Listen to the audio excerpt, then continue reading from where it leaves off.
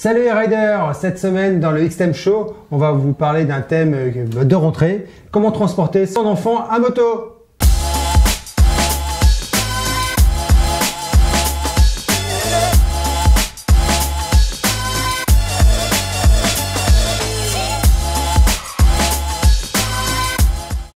Alors cette semaine, on ne va pas traiter en fait le X-Time Show de la manière classique, c'est-à-dire en répondant tout simplement à vos questions sur Facebook, mais on va essayer d'extraire 4 grands thèmes. Alors pourquoi? Parce qu'on a eu énormément beaucoup de réactions sur le sujet.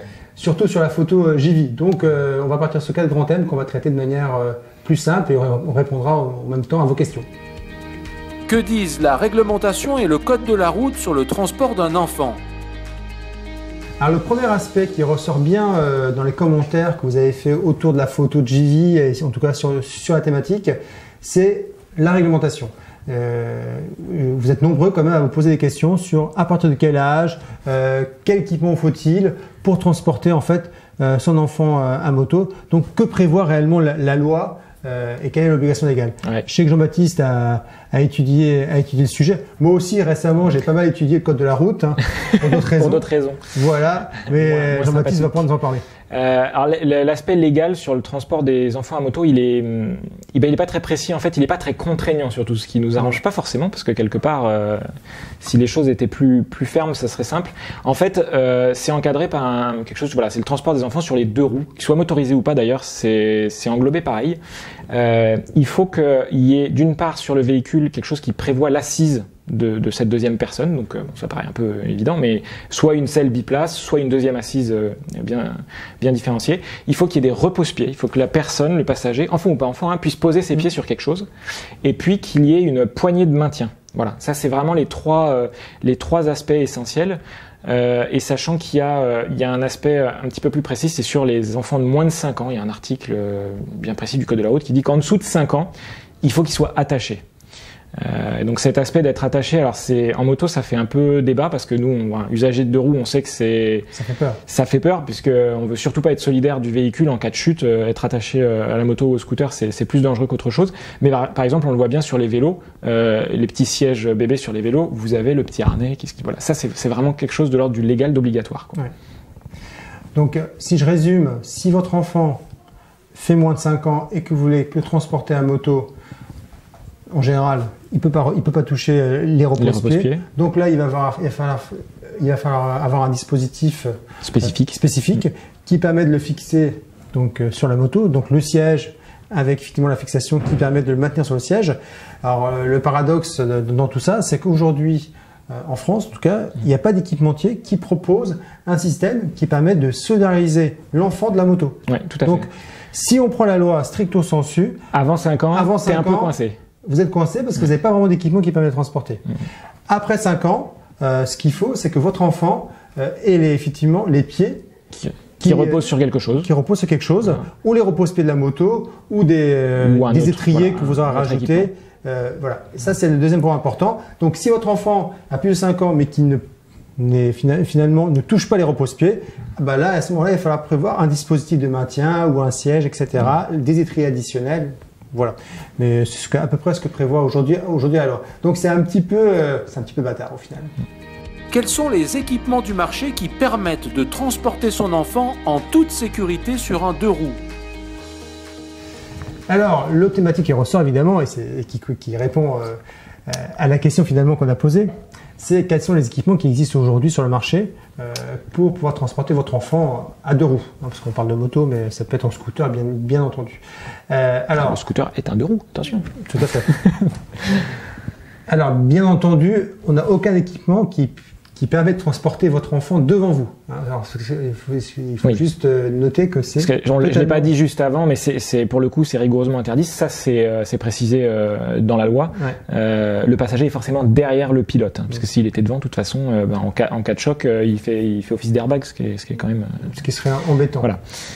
Donc voilà, donc ça c'est le premier, c'est un petit aspect intéressant à préciser. Alors, le premier équipement qui fait presque référence à la loi, c'est le siège finalement enfant qui existe. Donc il y a 2 marques qui proposent aujourd'hui des sièges. Il y a JV, c'est Le S650. Voilà. Alors, on pourrait dire aussi le JV et le Kappa, le KS650, puisque un Kappa JV c'est blanc bonnet bonnet blanc. Donc c'est voilà, c'est les mêmes produits, mais c'est les deux.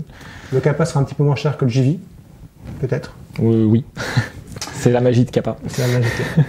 Donc voilà, donc vous pouvez le prendre l'un ou l'autre. Il y a un kit d'adaptation qui existe si vous avez une très grande selle, par exemple sur les gros scooters, qui permet de bien fixer en fait votre, parce que les sangles sont trop petites sinon, donc sur une selle très large, qui permet de fixer votre siège JV ou Kappa sur l'arrière, sur la deuxième partie de la selle en fait. Hein. C'est des solutions qu'on voit beaucoup dans les villes sur les scooters. Hein. Si vous voyez des scooters avec un siège installé, c'est dans 90% des cas c'est ce produit-là qu'on voit. Exactement. Alors le JV, ce qui est bien, c'est que malgré le fait que la photo le mette pas vraiment en valeur. Pour d'autres raisons. Pour d'autres raisons aussi, mais bon, ne met pas en valeur. Si on se focalise sur le siège, il monte assez haut. Et en fait, il y a un aspect d'osselet qui maintient la nuque. Et on sait très bien qu'un enfant, au niveau des cervicales, est très fragile. Hein. C'est même une problématique. Pour les casques, ouais. Pour les casques, parce qu'il faut vraiment un casque, mais bon, enfant. On va en parler après. Mais donc, effectivement. Ce siège monte bien, il englobe bien, même sur les côtés. Hein. Il prend bien l'enfant sur les côtés. Ouais. Voilà. Après, vous avez un autre modèle d'une marque allemande, je crois. Je sais plus. Bon, c'est pas le Stamatakis. Voilà, merci. Ça fait un peu grec, moi. Qui est effectivement. On vous remettra le pays dans les commentaires. Exactement. Qui a un siège qui vient pareil. C'est le même principe. Comme le JV, par contre, qui maintient juste le bas du dos. Donc ça, il monte un petit peu moins. Ouais. Voilà. Ça se voit, c'est assez frappant sur les photos du produit. Ouais. Exactement. Mais c'est le même principe. On sangle ça. Et ces deux solutions-là sont quand même, je trouve, très bien adaptées aux scooters. Sur les motos, selon le type de moto, ça peut être passable à carrément pas adapté. Donc pour moi, c'est des très bonnes solutions sur les scooters, ça. Le S650 et le Stamatakis. Ensuite, autre solution qui existe et que moi je trouve vraiment ingénieuse, c'est la sélection qui a été développée par Vector. Vector, oui. En fait, ce qu'il faut savoir, c'est que l'ingénieur qui a développé cette solution, en fait, il voulait pas avoir un siège fixé sur sa moto parce qu'il trouvait ça inesthétique. Il se disait qu'à chaque fois, à partir du moment où c'est fixé, s'il faut le démonter pour pas se le faire piquer, donc c'était quand même une contrainte. C'était quand même une vraie contrainte. Donc il s'est dit, il faut que je développe un système qui soit plus pratique, et donc il a développé un système de ceinture où c'est en fait le pilote qui, par son poids, va effectivement maintenir le passager, que ce soit oui, ça marche bien. D'ailleurs, un adulte qui a peur de faire du deux roues, ouais. Ou effectivement un enfant. On en parle dans le cadre des enfants, mais c'est des solutions qui fonctionnent aussi pour des passagers. Ouais, tout à fait. Alors le principe. Hop. Alors il y a deux modèles hein, qu'on a là avec nous de Vector. Il y a la Pan Belt, donc toi tu as la Pan Belt, Michel, alors Pan Belt 2 pour être précis, et ici c'est la Spider Belt 2. Bon, le principe est le même, hein, donc ce que tu vas expliquer sur la Pan Belt vaut aussi sur celle-ci. Je préciserai après la petite différence entre les deux, mais c'est minime. À la limite, tu peux même en parler parce que c'est tes produits. Alors j'en parle. Donc cette partie-là que vous retrouvez là, c'est quelque chose sur lequel le pilote va s'asseoir. En fait, on va poser ça sur la selle du pilote. Le pilote va poser ses fesses dessus. Ouais. Plus il est lourd, mieux c'est. Et donc c'est là en fait qu'on crée le point d'ancrage, puisque derrière on va trouver des sangles. L'enfant derrière lui, il a une petite ceinture qui va passer derrière lui. Donc là ce que tu as dans ta main gauche, c'est la partie qui passe derrière le dos. Donc c'est un petit peu rembourré, un petit peu méché pour être confortable. C'est confortable, ouais. Donc il a sa ceinture ici avec une petite boucle clic-clac. Et nos deux petits étriers, hein, on parlait tout à l'heure dans la loi de l'aspect qu'il faut que les pieds puissent se reposer sur quelque chose, c'est ces petits étriers rouges qui sont là. Voilà. Qui sont totalement réglables, évidemment. Qui sont réglables, bien sûr, puisque entre un enfant de 5 ans et de 8 ans, on ne se parle pas des mêmes tailles. Donc ça, c'est le principe des Vector, c'est ça en fait, c'est que c'est le pilote qui sert de point d'ancrage à l'enfant. Et donc on est tout à fait dans ce qu'on disait tout à l'heure. Ce qui est bien, c'est qu'en fait, l'enfun n'est pas solidaire du véhicule en fait. Hein. Dès lors que quelqu'un tombe, si ça devait devenir du véhicule, ni l'un ni l'autre ne sont attachés en fait. Déjà, ils sont pas attachés ensemble, hein, et ils sont évidemment pas attachés au véhicule. Tout à fait. Et donc la Spider Belt, c'est une déclinaison qu'on préconise plus sur les motos sportives en fait, puisque la position fait que voilà, au lieu d'avoir juste une ceinture, on a carrément un harnais là. Hein. Avec même, du coup, ils en sont même profités pour mettre une petite poche derrière, ça fait office de mini sac à dos. Et voilà, donc on retrouve notre grosse assise là, pour les fesses du pilote, et puis ce que l'enfant ou le passager ou la passagère va mettre sur elle. Voilà, donc ça c'est la Spider Belt 2. Ouais. Donc ça c'est un système ingénieux, qui n'est pas très coûteux. Qu'on enlève comme on veut. Voilà, comme on veut. À la limite, vous pouvez même le mettre dès que vous avez déposé votre enfant à l'école, le mettre sous la selle, sous la selle, s'il y a de la place dans un top-case de votre moto. C'est facile à mettre en œuvre, beaucoup plus qu'un siège type JV ou Stamatakis. Exactement. Après, l'autre solution très traditionnelle, mais qui va déjà pour moi, je trouve, s'adresser plus à des enfants d'un âge.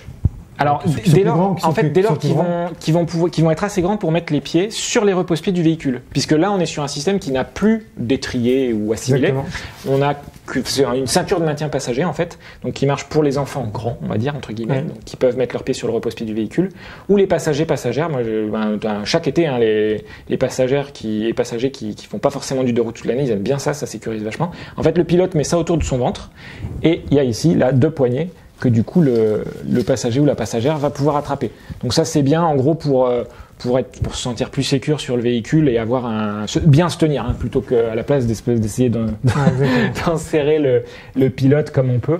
Voilà. Donc ça c'est basique. Mais voilà, dans le cadre du transport d'un enfant, si à partir d'un certain âge où il peut poser ses pieds, eh ben c'est tout à fait valable. Que me conseillez-vous comme équipement pour protéger mon enfant? Casque, gants, blousons, etc. Donc évidemment, l'autre aspect qui nous a beaucoup amusé par rapport à la photo de JV, vous avez tous réagi et de manière pertinente sur l'équipement du petit pilote sur le siège JV. Alors le petit pilote en herbe, évidemment, il faut l'équiper. Et le premier équipement obligatoire que vous avez tous remarqué sur cette belle photo, c'est le casque. Donc le premier conseil que j'ai à vous donner, mais vous êtes tous d'accord avec moi à première vue, c'est qu'il faut un casque enfant adapté à la taille de la boîte crânienne de l'enfant. Il ne faut pas un truc trop grand, surtout pas un casque adulte. Donc pas comme sur la photo. Pas comme sur la photo, surtout pas un casque adulte parce qu'au niveau du poids, ça ne va pas du tout le faire. Je vous rappelle que les cervicales sont assez fragiles à cet âge-là. Donc voilà. Alors je sais qu'il y a beaucoup de parents, des fois, qui se disent « Tiens, j'ai un vieux casque dans le garage, ça va faire l'affaire pour transporter mon enfant sur les 10 km que j'ai à parcourir pour aller à l'école. » Non, mauvais calcul parce que le casque va être trop lourd, le casque ne va pas être adapté, il va le perdre en cas de chute. Et je vous rappelle quand même que les accidents ont lieu finalement sur les 10 km. Les petits trajets du quotidien. Voilà, qu'on parcourt pour aller travailler ou à l'école. Donc non, mauvais calcul. Alors, justement, un casque enfant, ça ne vaut pas si cher que ça. Et pour répondre un petit peu, je dirais, à l'objection qui est de dire bah oui, mais la tête de mon enfant grandit très vite et donc par conséquent, le casque va falloir changer tous les ans. Chez Nex, donc qui est une marque portugaise, ils ont développé en fait un casque enfant. Ils ont plein de coloris différents. Là, j'ai pris le coloris fluo, mais ils ont plein de vraiment très sympas, qui est livré avec des mousses, qui permet tout simplement d'adapter le casque à la morphologie de l'enfant et ce qui vous permet ainsi de garder le casque pendant quelques années. Donc voilà. Donc t'as qu'une taille de calotte en fait sur celui-là. T'as qu'une taille de calotte. Tu choisis une taille, t'es livré avec tes petites mousses. Exactement. C'est une taille unique en fait. Oui, ce qui n'est pas le cas. Moi, des casques enfants que je connais, il y a 2-3 tailles en général, junior, SML et voilà. D'accord. Donc plus d'excuses. Donc ça c'est le premier élément. Obligatoire. Le casque obligatoire. Ensuite. Deuxième élément qui est devenu obligatoire cette année, du moins fin de l'année dernière même, c'est les gants. Donc là, effectivement, il faut des gants enfants. Il y a un petit modèle sympa là. Voilà, qui soit adaptés. Jean-Baptiste nous a sorti que des gants de sa marque, hein, donc l'une des marques qui commercialise de la marque Eld. Mais peut-être un modèle en cuir, moi j'ai un petit modèle en textile. Moi j'ai un modèle un peu piste, là il y a un petit modèle textile, mais il y en a chez Ixon, il y en a chez Bering, il y en a donc chez différents fabricants, ils ont quasiment tous un modèle. Ce qui est important, c'est qu'évidemment le gant soit homologué, donc avec la petite étiquette CE et éventuellement avec le petit motocycliste en plus. Ouais. Donc ça, alors attention, je connais beaucoup de parents hein, qui déposent leurs enfants à l'école en scooter, qui mettent des petits gants type Décathlon. Alors c'est vrai que c'est une galère hein, sur des toutes petites mains d'enfiler des gants de moto. Alors c'est pour ça que c'est important de vraiment bien choisir la taille. Je conçois que c'est pas pratique, là ils mettent pas leurs doigts bien et tout, mais le petit gant Décathlon en polaire machin, autant rien mettre quoi. En cas de chute, d'abord en cas de contrôle, vous êtes pas bon, vous êtes verbalisable, et en cas de chute, ça sert effectivement à rien parce que même à 20 km/h, on sait que le bitume c'est hyper abrasif et les textiles des équipements, on va dire street, enfin classiques, ne sont pas du tout aptes à résister à ça. Voilà. Après, quand vous avez fait ça, évidemment, là, on vous a pris un petit ensemble. Tiens, Jean-Baptiste, tu peux peut-être te rapprocher de la caméra si rien ne se casse la figure. Mais non. Voilà. Là, on vous a fait un petit ensemble chez Vering, mais ça existe aussi chez d'autres marques. Les Nixon ont des petits blousons enfants sympas voilà. aussi. Donc un petit blouson sympa avec les protections épaules-coudes. Pour certains, on peut même rajouter une petite dorsale. La dorsale. Là, on a pris un jean en Kevlar de chez Eld qui est bien, en plus qu'il a les réglages au niveau de la ceinture. Donc voilà, on peut équiper un enfant pour faire du deux roues, et moi je dirais que il faut le faire en tout cas. Alors on n'est plus dans l'équipement obligatoire, la blouson, pantalon, mais c'est, je veux dire, de la même façon qu'un motard ou scooteriste adulte, si on se limite que à ce qui est obligatoire, bon, on passe quand même à côté de quelque chose en matière de sécurité. Hein. Et une fois de plus, un enfant, c'est plus fragile encore qu'un adulte, donc raison de plus pour bien l'équiper en fait, tout simplement. Quelle conduite adopter quand je transporte mon enfant en deux roues? Alors il y a d'autres aspects qui moi me paraît évident, mais qu'il est parfois bon de rappeler. C'est qu'effectivement, quand vous avez un enfant derrière, il faut adapter tout simplement sa conduite. Alors je pense que la première chose à faire, c'est déjà d'expliquer à l'enfant le b.a.-ba, c'est-à-dire comment se tenir sur le deux roues. Comment le deux roues va se comporter. Ce qu'il faut savoir, c'est qu'un enfant n'a pas tout à fait encore les mêmes notions d'équilibre que nous, donc il y a des choses qu'il perçoit pas comme nous, tout simplement. Donc lui expliquer qu'au niveau du freinage, son corps va avancer vers l'avant, donc il faut qu'il se retienne, donc qu'il s'accroche aux poignets qui sont prévus pour.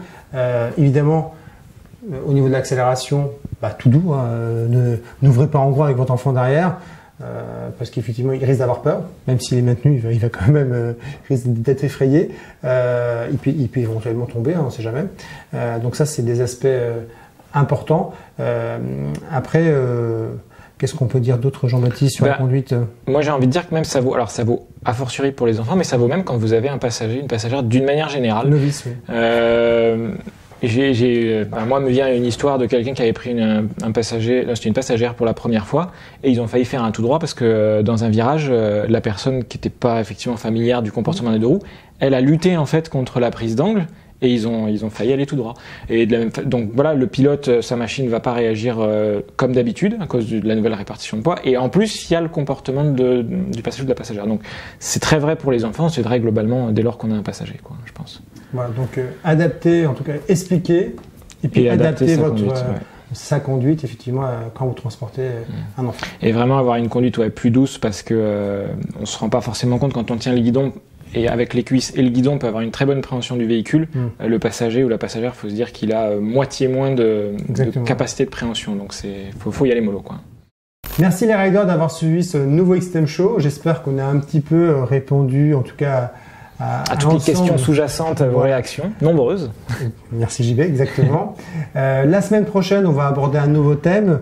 On va en fait tout simplement parler de la marque Tucano Urbano et de tous les équipements qu'elle propose, que ce soit manchon, tablier, mais aussi équipements City qui sont de rigueur pour la rentrée.